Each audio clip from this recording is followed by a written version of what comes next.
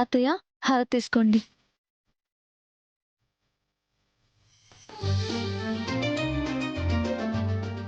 ఏ ఇంటి నిండా ఈ పొగేంటి?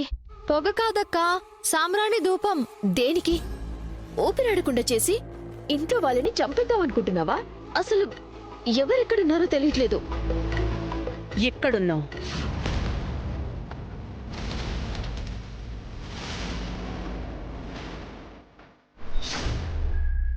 ఇంత పొద్దునైనా ఇంకా నిద్రపోయేవాళ్ళుంటే మేలుకొంటారని ధూపం వేసింది.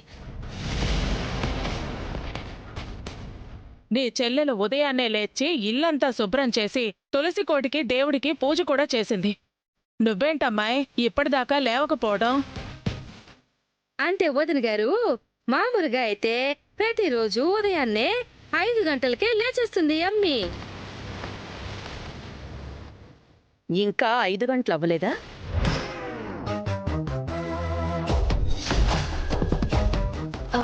అక్కకి కొత్త ప్లేస్ కాబట్టి రాత్రంతా సరిగ్గా నిద్ర పట్టే ఉండదు. అంతే కదక్కా? ఆ ఆ, ఆ, అవునవును. కదక్కా అని నన్ను అడుగుతావేంటి? ఏ నీకు తెలీదా నేనెన్ని గంటలకు లేస్తాను? తెలుస్తోంది.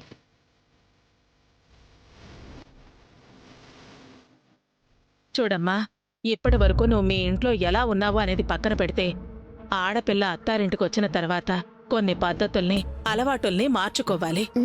మాట్లాడితే నేను పెద్ద కోడల్ని అంటావు. పెద్ద కోడల్ని అని నువ్వు చెప్పుకోవడం కాదు, మేమనుకునేలాగుండాలి. అంటే ఈ పొద్దు ఏదో ఆలస్యమైనట్టుండాది. రేపటి నుంచి పొద్దున్నే లేచేస్తుంది.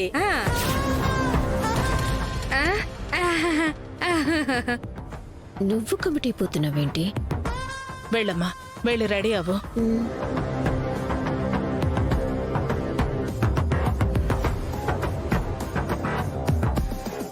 అత్తయ్య రండి, కాఫీ ఇస్తాను.